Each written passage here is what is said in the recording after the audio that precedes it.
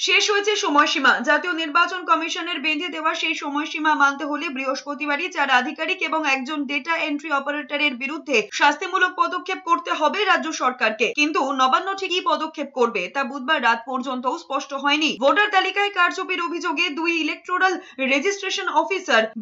সহকারী electoral registration অফিসারকে suspend করে শৃঙ্খলা ভঙ্গের বিভাগীয় তদন্ত শুরু করতে নবান্নকে লিখিতভাবে জানিয়েছিল কমিশন। এই 4 জন এবং একজন ডেটা এন্ট্রি অপারেটরের বিরুদ্ধে দায়ের করতে বলা হয়েছিল এফআইআরও। 8ই অগস্ট মুখ্যসচিব মনোজ পান্তকে ফের চিঠি দিয়ে 72 ঘন্টার সময় বেঁধে দিয়েছিল দিল্লির নির্বাচন সদন। তারপরে একজন আইআরও এবং ডেটা এন্ট্রি অপারেটরকে নির্বাচনী দায়িত্ব থেকে সরানোর কথা কমিশনকে জানান মুখ্য সচিব। বলা হয় বাকিদের বিরুদ্ধে অভ্যন্তরীণ অনুসন্ধান হবে। 13ই অগস্ট মুখ্য সচিবকে দিল্লিতে ডেকে পাঠায় কমিশন। সূত্রের দাবি সেই বৈঠকে কমিশন 7 দিনের সময় দিয়েছিল।